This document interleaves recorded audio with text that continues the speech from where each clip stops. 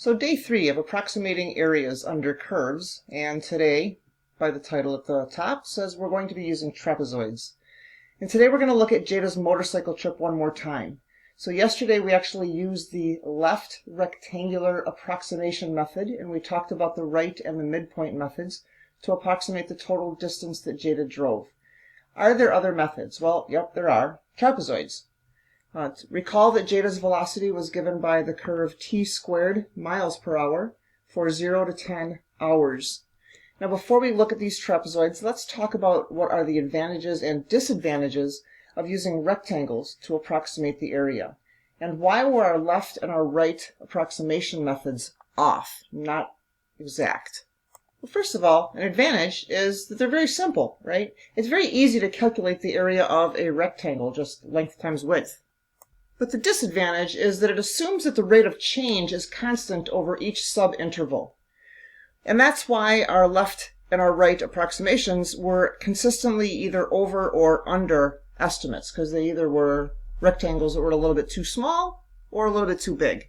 But what if we use trapezoids instead of rectangles? Predict what this would do to our approximation. Well, if we just come up here and we use this as one base, and this was a second parallel base, then we can, if we were to draw a trapezoid, that's going to approximate the area of my curve a lot less, or a lot closer, with a lot less error. So now what I'd like you to do is use 10 trapezoids of equal subintervals. So again, my b minus a, 10 minus 0 divided by 10 is going to be 1. So equal subintervals, and then sketch a graph of those. Find the area of each of those trapezoids. Writing out the area for each of my trapezoids, base 1 plus base 2 divided by 2 times the height, I have my 10, 2, 3, 4, 5, 6, 7, 8, 9, 10 trapezoids that are going to make up that area underneath my curve. When I put those in my handy-dandy calculator, I see that she will have gone 335 miles. How does this answer that we got in number 3 compare to our left and our right results from yesterday, and why would that happen?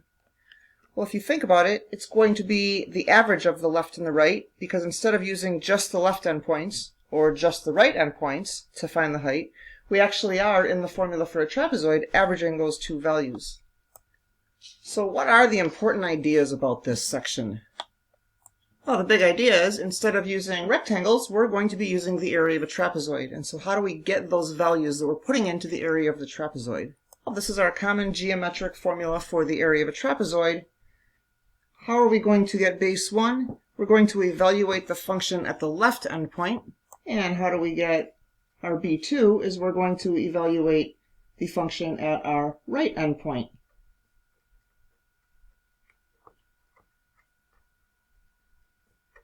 And then where does our h come from? Our h basically is the width of those from one endpoint to the other. This is basically going to be our delta x. That's how we're going to find the area of each of our trapezoids. So the total area under the curve is going to be the sum of all our trapezoids. And again, the trapezoidal sum is going to be the average of the left rectangular approximation and the right rectangular approximation. A couple examples. Let's approximate the area under the curve of 4 times the natural log of x on the interval from 4 to 10 using only 3 trapezoids. So go ahead and pause the video and set this one up.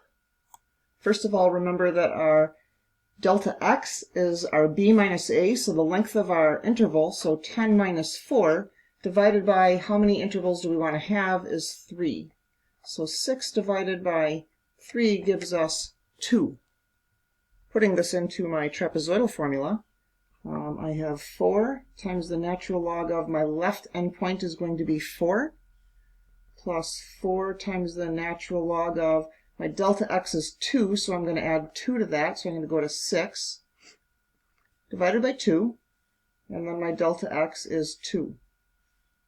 Plus, my next endpoint is going to be 4 times the natural log of, now that 6 is my left endpoint, plus 4 times the natural log of adding my delta x of 2 gives me 8, divided by 2 times my delta x, and now my left, now my left endpoint again, for the natural log of 8 is now my left endpoint, and 10 is my right endpoint, divided by 2 and times my delta x.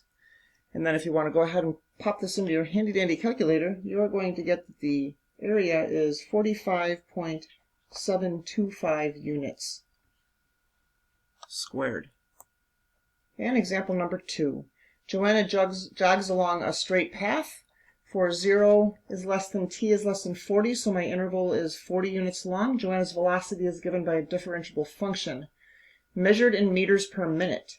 Selected values are given in this table. So use a trapezoidal sum with 4 subintervals, as given by the table, to approximate the net distance she jogged between 0 and 40. So conveniently, my 4 intervals are going to be from 0 to 12, 12 to 20, 20 to 24, and 24 to 40. But also notice that my delta is different between each of these. From 0 to 12, my delta x is going to be 12. From 12 to 20, it's 8. 20 to 24 is 4, and 24 to 40 is 16. So these are my delta x's. So my base 1, 0, plus base 2, divided by 2, times my delta x in that interval is 12, plus my base 2, 200 plus 240, divided by 2, times my delta x for that one is 8, plus 240 plus a negative 220, times my delta x for that one is 4, plus negative 220 plus 150, divided by 2, times my delta x for that interval is 16.